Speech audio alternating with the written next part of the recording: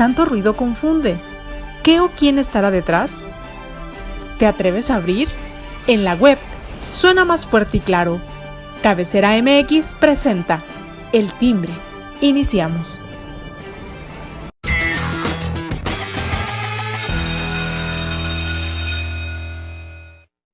Hola amigos, media semana, miércoles ya, miércoles de Semana Santa, ya mucha gente de vacaciones, ya mucha gente pues disfrutando estos días de asueto. Y bueno, pues aquí estamos en El Timbre con mucho gusto, con mucho agrado para pues seguirle informando de los acontecimientos más relevantes, los dichos y los hechos de nuestro mandatario. Vamos a saludar a nuestros compañeros que hoy están con nosotros como cada miércoles. Surya Palacios, ¿cómo estás? Qué gusto. Hola, ¿qué tal? Alberto, Héctor, Carlos, encantada de estar aquí. Feliz miércoles para todos. Gracias, qué gusto. Carlos Maguey, ¿cómo te va?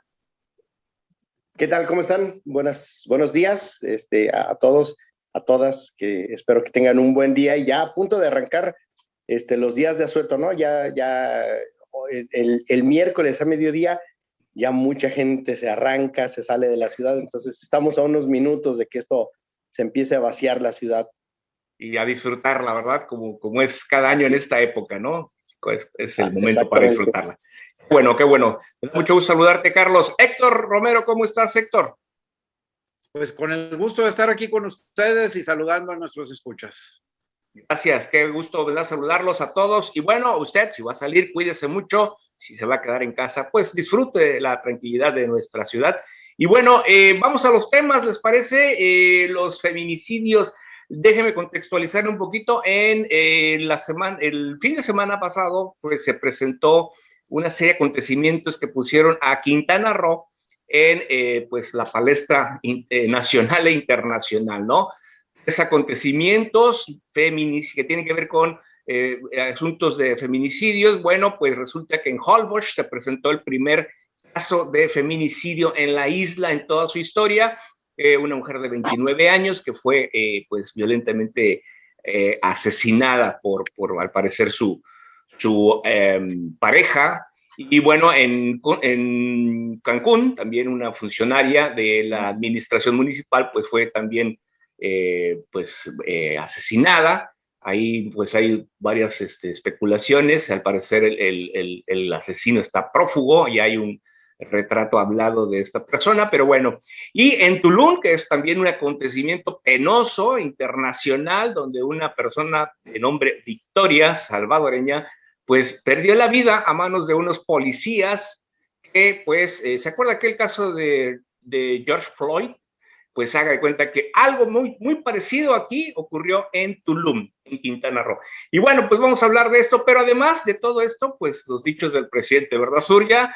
Doy la palabra, adelante, Surya, con todos estos temas. Gracias. Bueno, sí, muy lamentable. La verdad es de que estos 3 feminicidios que se dieron en Quintana Roo en solo un par de días ponen el foco de este problema que no es exclusivo, evidentemente, de Quintana Roo, sino de todo nuestro país. Es un problema estructural que se tiene en México y que ahora en este caso se combinó, sobre todo en el caso de Victoria Salazar, la salvadoreña que fue privada de la vida por unos policías, por una brutalidad policíaca. Tratándose de una mujer salvadoreña refugiada, tenía una visa de refugiada en nuestro país, estaba aquí para obtener protección del Estado mexicano, huyendo de la violencia en su país. Realmente muy lamentable que no haya ningún tipo de capacitación ni protocolos específicos que impidan este tipo de acciones de brutalidad extrema, de un ejercicio malentendido de parte de las autoridades para tratar de someter a una mujer que prácticamente estaba sometida, no estaba oponiendo ningún tipo de resistencia cuando ya la tenían en el piso. Y bueno, al final de cuentas todos los dictámenes oficiales dieron que le rompieron la columna vertebral y gracias a eso pues falleció. Es un homicidio, un homicidio, y al tratarse de una mujer y por las características en las que se ejerció violencia en su contra, va a ser calificado como un feminicidio.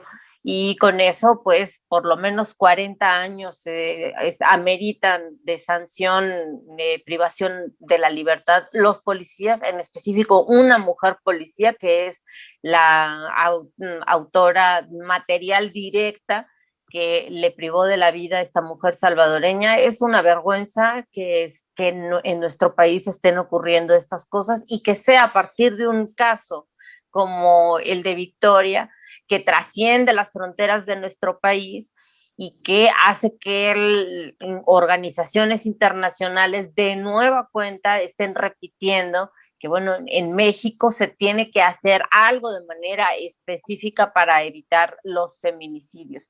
Y en este tema, bueno, yo sí quiero destacar que, pues, el día de ayer el presidente López Obrador se aventó una más de sus mentiras, o nuevamente mostró lo ignorante que es Andrés Manuel López Obrador. Si bien los presidentes no tienen que ser todólogos, pero pues para eso el Estado mexicano les paga a toda una serie de funcionarios que están alrededor, empezando por los secretarios de Estado, que están alrededor del mandatario para que le orienten, le informen específicamente.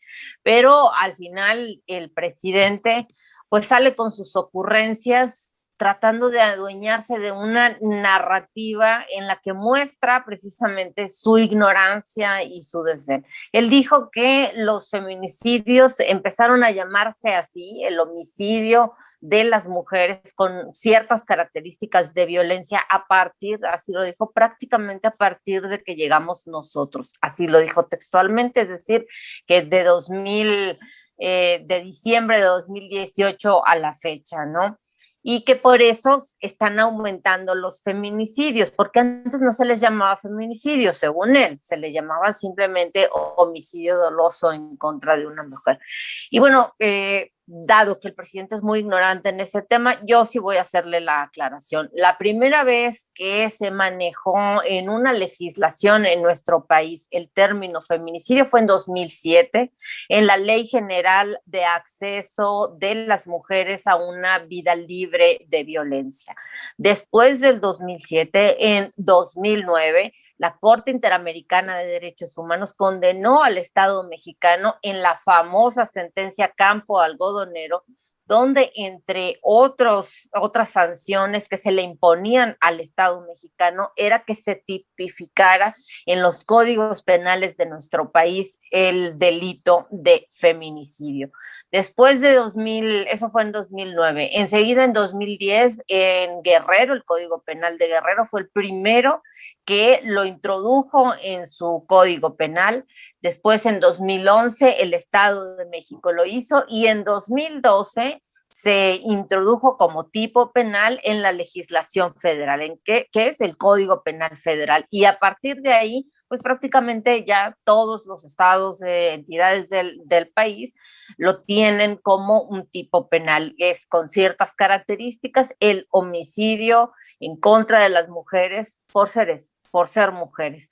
Entonces, si el presidente cree que va a inventar el agua tibia con este tipo de mentiras, porque es eso, son mentiras, él no es autor de absolutamente nada. Por el contrario, el año pasado, en enero de 2020, él, junto con su fiscal carnal, Alejandro Gertz Manero, titular de la Fiscalía General de la República, intentaron, a través de una reforma o contrarreforma penal, la llevaron al Senado, intentaron eliminar el tipo penal de feminicidio a nivel federal, porque Gertz Manero decía que les costaba mucho trabajo probar, porque son unos ineficientes sus ministerios públicos, al igual de lo que los ministerios públicos de las entidades federativas. Entonces, de no ser porque en ese momento incluso la misma bancada de Morena en el Senado les dijeron que esa contrarreforma era prácticamente violatoria de todos los artículos de la Constitución relativos a los derechos humanos, no la presentaron.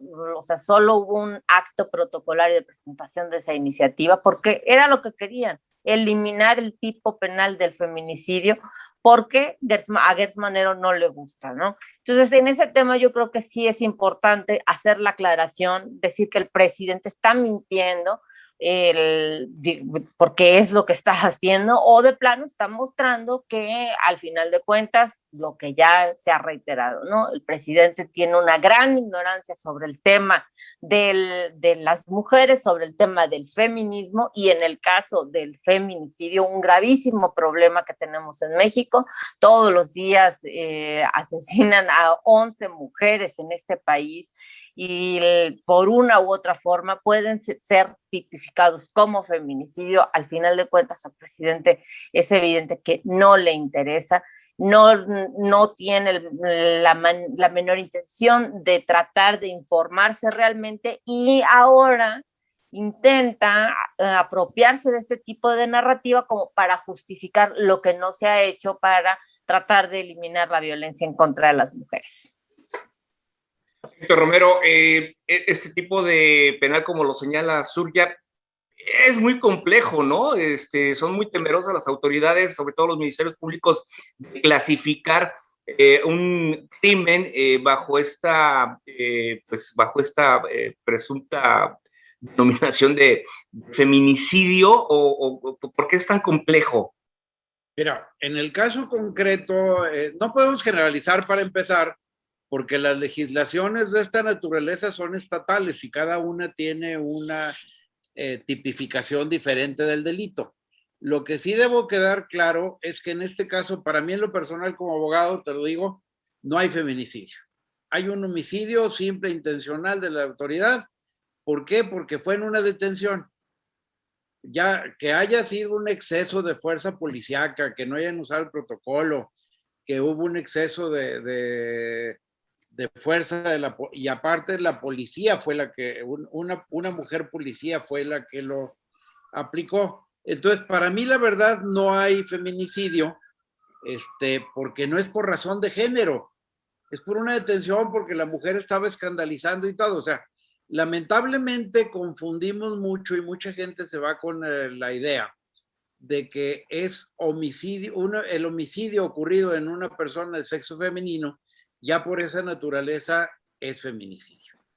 Habrá que revisar cada uno de los tipos penales, porque inclusive hay algún tipo penal en algún estado que dice que feminicidio es realizado por el hombre en contra de su pareja o cosas de esas, y lo empieza a tipificar en diferente tema.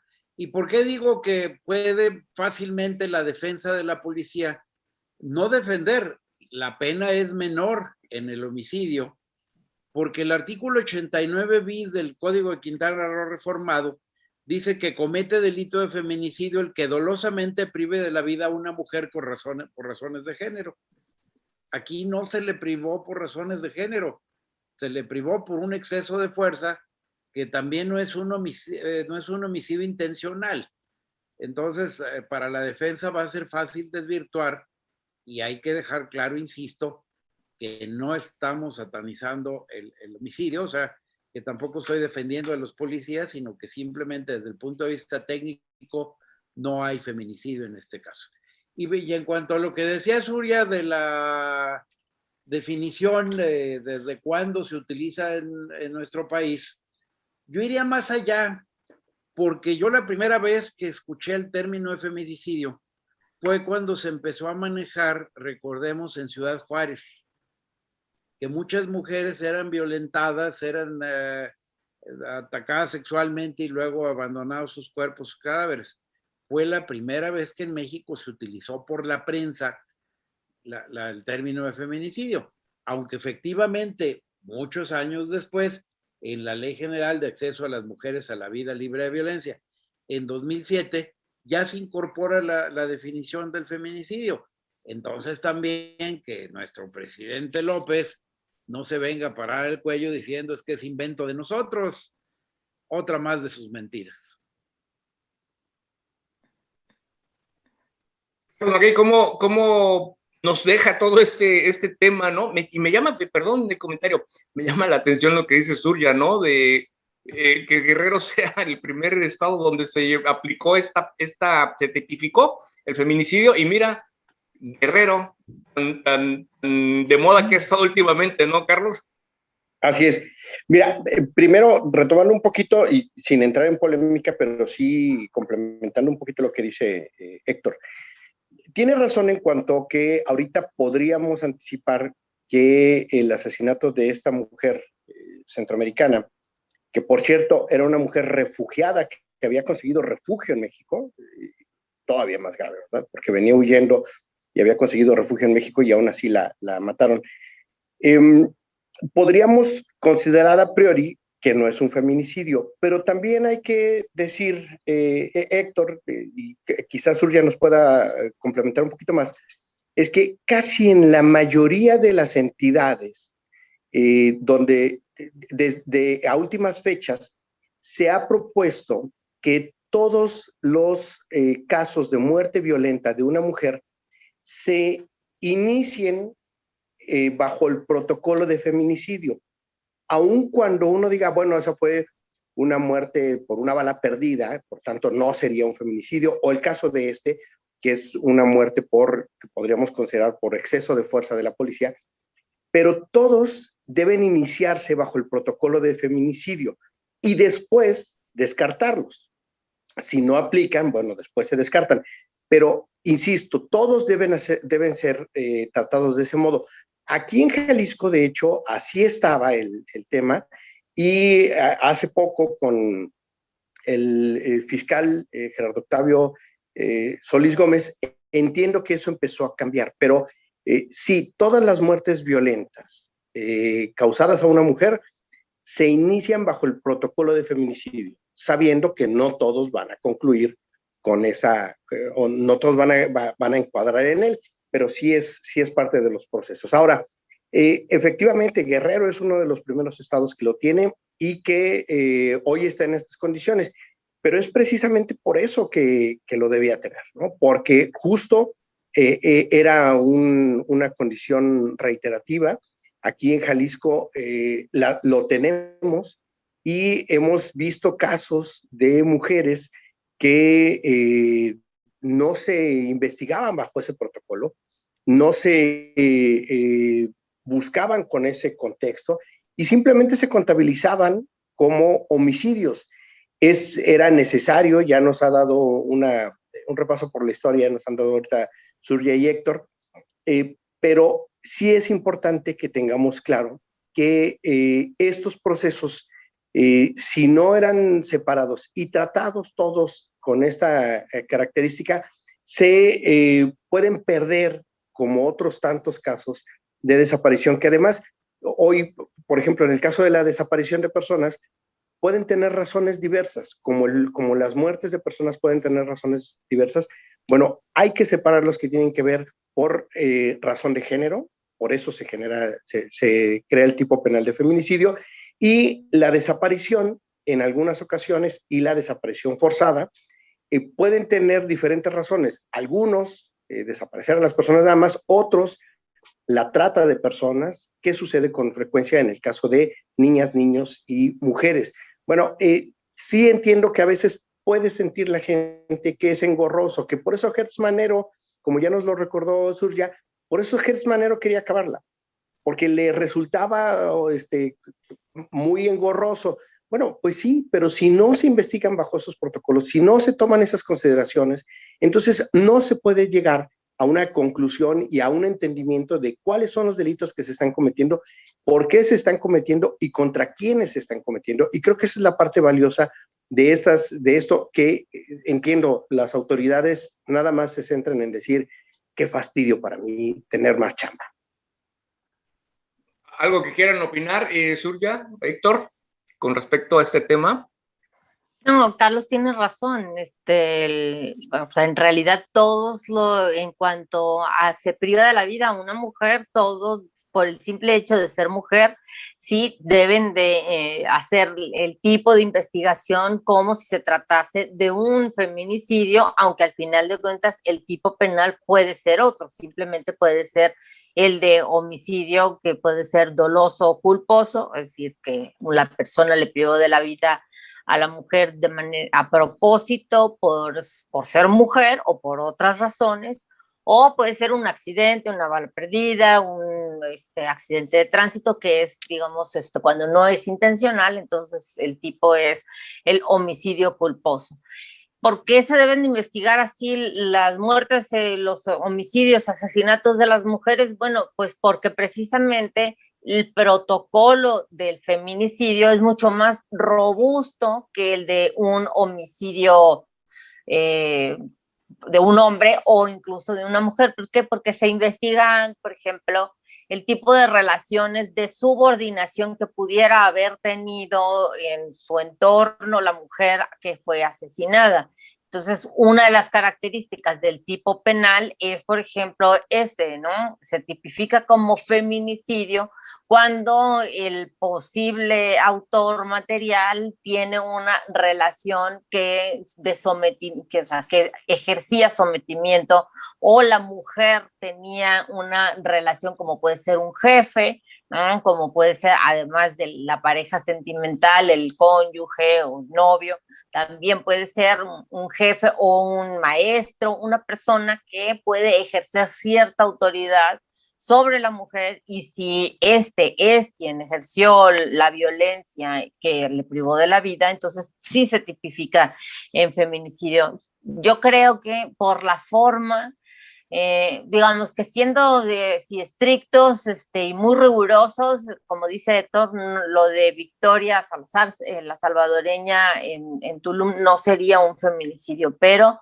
yo también como abogada y estando defendiendo la causa de las mujeres, a mí me parece que por la forma, yo sí le solicitaría al juez de control que lo tipificara como feminicidio por la forma en la que la sometieron, porque la forma y todas las circunstancias que rodearon el caso es precisamente porque se trata de una mujer. A un hombre no se le somete, y no se le han sometido en innumerables ocasiones que se dan casos similares en nuestro país. Y en los casos más graves, o sea, ni siquiera se le somete absolutamente nada, ¿no? Ahí está Ovidio, ¿no? Le dice, como no, señor, usted disculpe que lo andemos molestando, ¿no? Entonces, precisamente cuando se trata de una mujer, existe esta hazaña y esta poca empatía de parte de las autoridades, y se ejercita la fuerza de manera desproporcional, que no es raro, ¿no? También lo vimos en la Ciudad de México en el pasado 8 de marzo.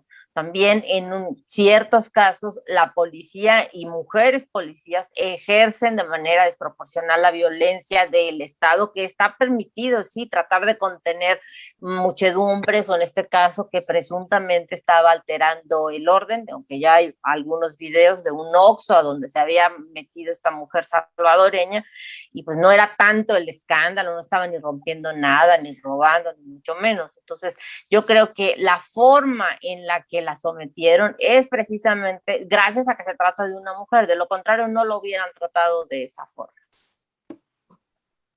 Yo creo que te vamos a invitar, Surya, a que veas los operativos de la policía. Someten indistintamente a hombre, mujer o quimera en la misma forma. O sea, a ellos les vale y golpean parejo y someten en la misma forma. En Jalisco sí, la verdad que sí, en Jalisco son. Sí. En toda la República. No, es que tenemos un gravísimo problema. O sea, es grave el problema que tenemos en México, no solo de la delincuencia y la violencia en contra de la mujer, sino la falta de capacitación de todas las policías.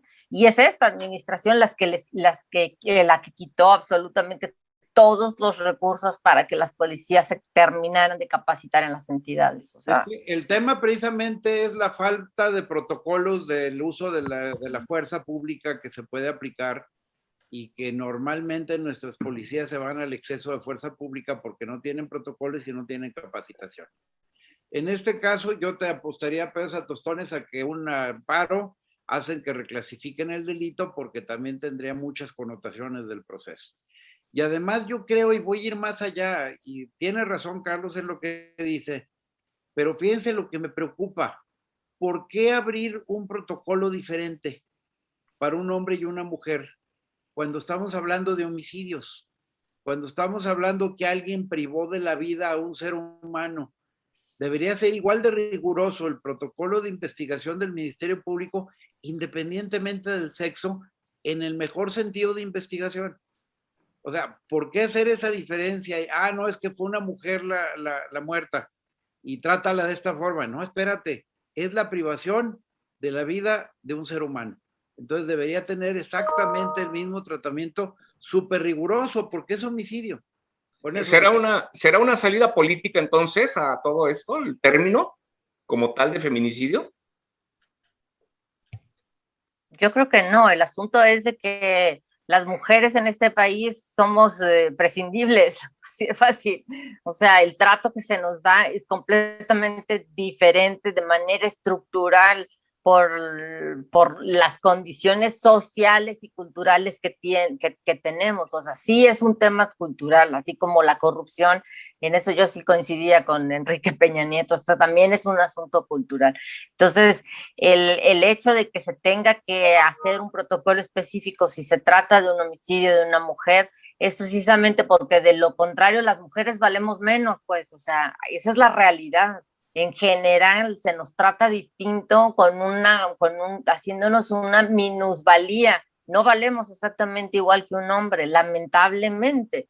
Entonces, ante esta cultura, ante estos problemas estructurales que tenemos, bueno, a los funcionarios se les tiene que decir, bueno, aplica aquí otro tipo de protocolos, porque de lo contrario, es una mujer, como decían en Ciudad Juárez, ¿no? Se ha de haber ido con el novio, ¿no? Cuando iban las madres desesperadas porque sus hijas habían desaparecido, los policías y ministerios públicos les decían, espérese, se fue con el novio. O sea, ese es el trato que se nos da a las mujeres per se, o sea, y no es de ahora, desde siempre en nuestro país. Entonces es la única manera, mediante este tipo de protocolos, decirles a los funcionarios, que normalmente son hombres, de que las mujeres valemos también exactamente igual que los hombres, sí, pero que en ciertas circunstancias se debe de hacer una investigación específica porque resulta que también nos matan solo por ser mujeres. Es el debate, ¿no? Que predomina siempre con este tema tan complejo, tan difícil de tocar, ¿no? Difícil de llevar. Pero bueno, vamos a seguir un poquito más adelante, esperemos en los próximos programas, pero ahorita interesa también otro tema que me gustaría conocer su opinión con respecto, pues, a los ataques que AMLO ha tenido a bien contra los medios de comunicación, ¿no? Ahora se fue, pues, ahora sí, de bruces contra Latinos, ¿no? Un medio de comunicación que trabaja a través de las plataformas y pues es sobre todo es una empresa americana, ¿verdad? Desde donde se transmite. Maguey, ¿cuál es tu opinión con respecto a estos ataques? Fíjate que yo entiendo, Latinos se ha convertido en una plataforma que efectivamente está radicada en Estados Unidos, que así nos lo hicieron saber cuando la crearon, pero su contenido completo radica aquí en México, ¿no? Se refiere a México y sus temas son relacionados con México. Y especialmente han sido muy duros, no sé si muy duros, han sido muy claros respecto de los temas del presidente Andrés Manuel López Obrador y sus críticas muy mordaces, muy directas, sobre todo de las dos figuras más visibles, que son Carlos Loret de Mola y Víctor Trujillo en su papel de Broso. El asunto es que hoy, bueno, que ayer, con la incorporación sin embargo, de una investigación para tratar de decir de dónde viene el financiamiento de Latinos, y lo quieren desvirtuar, quieren decir, bueno, pues es que todo esto viene financiado por gente de Madrazo y gente del PRI y gente y de repente ya dice uno, Madrazo, de veras, todavía tiene algo que ver en nuestra vida pública,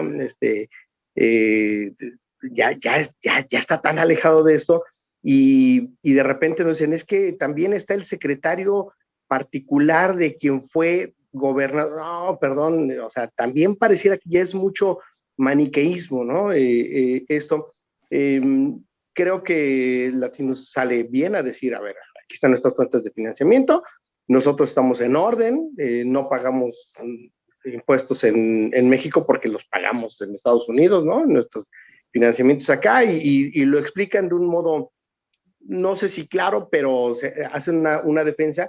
Pero lo cierto es que esto pareciera que a quien le va a afectar más que nada va a ser a la credibilidad de, sin embargo, que antes podíamos considerar como un medio que era más o menos equilibrado, que traía algunos temas, pero hoy, con la llegada de Álvaro Delgado y con esta presentación de esta nota, pareciera que de lo que se encarga, la misión es ir a golpear a los medios que son críticos con el presidente. De hecho, Latinus ya presentó pues su comunicado titulándolo Al costo que sea, ¿no? Donde ya aclara pues las participaciones de Madrazo y de otros personajes como Silvano Aureoles, el gobernador de Michoacán, y Patricia, no alcanzo a ver el nombre aquí. Olamendi, exactamente. Así es. Surya, ¿qué nos dices? ¿Cómo está esta situación? Bueno, Latinus aclaró que no, que ni es Jorge Madrazo padre, ¿no? Ni Patricio Olamendi están participando de manera directa en algún tipo de financiamiento. O sea, al final es el hijo, parece que sí, es el hijo de Roberto Madrazo, ¿no?